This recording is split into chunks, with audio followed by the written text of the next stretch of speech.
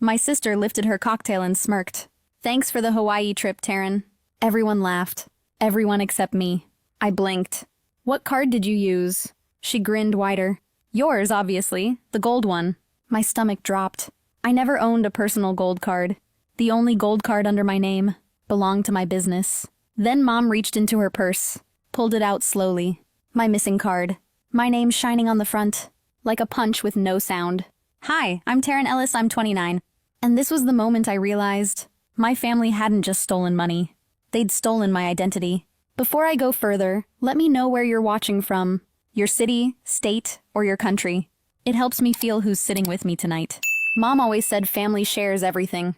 But somehow everything always meant me. Growing up, my sister got the praise, the clothes, the second chances, the quiet forgiveness for every mistake. I got responsibility disguised as love. Bills slid across the table. Favors whispered like orders. Silence whenever I needed help. By college, I was the fixer. The safety net. The one who never said no. I covered late fees. Paid medical copays. Handled emergencies that weren't mine. When rent was short, I saved the day. When tuition slipped, I stepped up. Everyone praised my reliability. No one noticed the overdraft fees. And every time I asked for honesty, Mom said the same line. Don't make things difficult, Taran. As if the difficulty wasn't already mine. As if my questions were the real problem. So when she needed surgery, I didn't hesitate. Of course I helped. I opened a card. Small limit. Tight controls. Clear purpose. Just enough to cover her care. I told myself it was different this time. More careful. But that wasn't enough for them. It never was. My sister treated money like oxygen. Used freely. Wasted easily. Assumed endlessly. She lived like consequences were optional. Because someone else always caught them. Usually me. I kept every receipt. Every message. Every promise they forgot. Even the ones that hurt to reread. Especially those. Because deep down, I knew something they never considered. I wasn't helpless. I wasn't blind. I wasn't the quiet girl they molded. Not anymore. The night I checked the gold card balance, I felt something familiar rise. Not anger. Recognition. A reminder whispered from years back. This family doesn't see you. They only use you. And this time, I wasn't going to play the role they assigned. I wasn't their safety net anymore. I didn't sleep that night. I sat at my desk with the gold card statement pulled open. Page after page. Charge after charge. Every line felt like a fingerprint. A roadmap of betrayal printed in neat digital rows. Maui. Resorts. Designer boutiques. Spa packages. Private tours. Everything sparkling and sunny. Everything bought with my identity.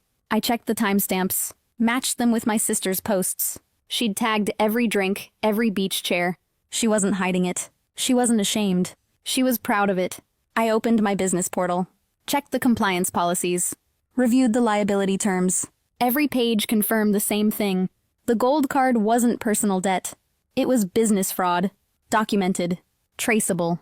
Prosecutable. The realization didn't hurt. It clarified. Like someone wiped fog from a window. I opened the spreadsheet I kept hidden. The one labeled returns. 3 years of transfers. My sister's crises lined like dominoes. Rent shortfalls. Car repairs. Medical copays. Then the quiet payment for her husband's DUI. All covered by me. Quietly. Reliably. Stupidly. I copied everything. Screenshots. Receipts. Texts. Each file named by date. Evidence doesn't need emotion. Just order. At 2:14 a.m., my mother called. I didn't answer. She left a voicemail. Taran, please stop overreacting. Your sister is under stress. I replayed it twice. Not for the message, but for the tone. Cold. Rehearsed. Like she believed the problem was my reaction. Not her daughter's crime. I poured coffee. Opened my laptop again. And wrote one email. To Maya Hensley. Subject line, I need legal support. Her reply came 6 minutes later. Short. Efficient. Send everything. We'll handle the rest. While the files uploaded, I stared at my reflection in the blank monitor. I didn't look angry. I looked awake. By sunrise, the report was filed. The bank froze the account. The fraud unit flagged the charges. Every alert hit my inbox like tiny door knocks. Quiet. Orderly. Necessary. Then came the first retaliation. 3 missed calls from blocked numbers. A text from my sister. You're insane, lol. I saved it. Evidence. At noon, Mom sent another message. You're embarrassing this family. I saved that too. The silence between their messages felt heavier than the words. Not threatening, revealing. They weren't afraid of the crime. They were afraid of the exposure. By evening, I installed cameras, updated passwords, moved documents to a secure drive, prepared for the storm they'd pretend was my fault. Because the truth wasn't quiet anymore, and neither was I. If this happened to you, drop a 1 if you'd keep the peace, or a 2 if you'd walk back with proof. I thought the investigation would crawl. It didn't. It moved like someone had been waiting for it. By Monday morning, Maya called. Her tone was almost calm. Taran, the bank finished the initial review. I braced myself. What did they find? She didn't pause. They traced every charge to your sister's IP addresses, every login, every device, every location tag. I closed my eyes. It wasn't surprising, just nauseating. But then Maya added quietly, "There's something else. Your gold card wasn't activated by accident." My pulse jumped. "What do you mean?" She sighed. "It was activated manually, at a physical kiosk, with an ID scan." I froze. "Scan of what?" She exhaled. "Your driver's license." For a moment, the room tilted. I hadn't scanned my license anywhere. Not for years. Definitely not for that card. "Taran," she said slowly. "The fraud unit reviewed the scan. It wasn't your face." Silence. A cold electric silence. I finally whispered. "Then whose?" She answered with a name that punched the air from my lungs. "Your sister's friend, Carrie Delmont." Carrie, the one always hanging around holidays. The one my sister called her ride or die. The one who worked at a print shop, with access to scanners and laminators. Maya continued. "They used a doctored copy of your license, face swapped, barcode intact, enough to fool the kiosk scanner." My hands shook, not from fear, from clarity. This wasn't messy borrowing. This wasn't impulsive spending. This was identity fraud. Planned, structured, deliberate. Maya wasn't finished. "The insurance company is escalating. Because your LLC card was used, the total counts as commercial identity theft." I swallowed. "What happens now?" Her voice sharpened. "Now? We send everything to federal review. If it proceeds, your sister won't be dealing with you. She'll be dealing with them." I didn't speak. I didn't need to. The universe did it for me. When the next alert hit my inbox, unauthorized login attempt blocked, device linked to user S. Ellis. My sister had tried again. Even after the freeze. Even after the complaint. She still thought consequences were negotiable. 5 minutes later, my doorbell rang. Hard. Urgent. Through the peephole, I saw my mother. Jaw tight. Eyes blazing. Behind her, my sister looked wrecked. Mascara streaked. Lip trembling. I opened the door halfway. Mom shoved her foot inside. "We need to talk," she hissed. "Right now?" I didn't step back. "You hired someone," I said quietly. "You forged my identity. You activated my card. You stole from my business." Mom's face drained. "How do you—" I held up my phone. "Because they sent me the footage." Her mouth fell open. My sister began to cry. Real tears. Wrong timing. And that was the moment. Everything changed. Because it wasn't my word against theirs anymore. It was evidence. Cold. Sharp. Undeniable. And the truth finally stopped knocking. It kicked the door open. Mom pushed deeper into the doorway, as if outrage could rewrite evidence. "Taran, you will fix this," she snapped. "That footage means nothing." I stepped back just enough to breathe.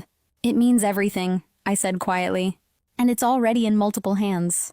My sister sobbed harder. "Taran, please, I didn't know." I cut her off with a raised hand. "You knew the card wasn't yours." She froze. "You knew the trips weren't free." Her mouth trembled. "And you knew my name didn't belong on your receipts." Mom glared at me. "You're really going through with this?" I opened my laptop on the entry table. The screen glowed with stamped PDFs. Fraud logs.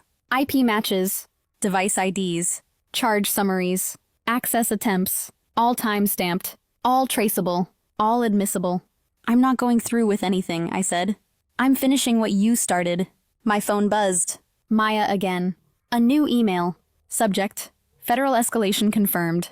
I turned the screen toward them. Mom squinted. "What does that mean?" "It means," I said softly, "once insurance paid the fraud claim, they took ownership of the debt, and now they're pursuing restitution." My sister gasped. They can't do that." "They can," I said, "and they already filed." Her shoulders collapsed. "But I can pay you back. You won't be paying me back, I replied. You'll be paying them. With interest. She shook her head wildly. This will ruin me. I exhaled slowly. It didn't have to. Mom slammed her palm on the wall. This family sticks together. I met her eyes. No. This family covers crimes. And calls it loyalty. She stepped forward, voice trembling with fury. Your father and I built our name. You are destroying it. I opened another document. A timeline. 3 years of silent repayments. Support transfers. Covering emergencies they claimed were mine. Even Mom's lost wallet incidents. That matched ATM footage perfectly. You destroyed it, I said. Piece by piece. I just stopped hiding the pieces. My sister collapsed onto the stair. Face in her hands. I didn't think you'd actually fight back. I crouched to her level. That was your last mistake. I handed her a printed packet. Court dates. Statements. Official demands. A notice of representation. She stared at it like a bomb. What is this? Your reality, I answered. Signed, stamped, documented. Mom's voice cracked. You're choosing strangers over family? I shook my head. I'm choosing boundaries. Her eyes narrowed. And what will you do? When you need us? I closed the laptop slowly. I stopped needing you. The moment you stole my name. And for the first time in years, they had no script left. Because this wasn't rebellion. This was accountability with receipts. I didn't slam the door when they left. I didn't celebrate. I didn't collapse. I just stood there in the quiet, feeling something unclench inside me. For the first time in years, silence didn't feel dangerous. It felt earned. I made tea, opened the refunded account summary, and watched the numbers settle back into place. Clean. Clear. Mine again. Then I archived the fraud folder. Not deleted. Archived. A reminder that survival had always been a skill I learned alone. The next morning, I walked to my office window. The city felt calmer, lighter, like someone turned down the noise. In a room I never realized was loud. My sister's number stayed blocked. My mother's too. Not out of anger, out of alignment. You can't heal in the same room. That taught you to bleed. I took my bracelet off the shelf, the one I bought myself. Not borrowed, not guilt-gifted, not stolen. Mine. As I fastened it, I whispered a truth. I finally believed. Freedom isn't what they give you. It's what you reclaim. That afternoon, I met a new client, signed a contract, and felt the hum of normal life return. My life. Unentangled. Unapologetic. Before bed, I drafted one last note to myself. You survived their version of you. Now live yours. And just like that, the night closed softly instead of sharply. Because peace didn't arrive quietly. It arrived legally, documented, and finally mine. If this story stayed with you, please like the video, share it with someone tired of carrying everything alone, and subscribe to Echoes of Life for the next story waiting in the quiet.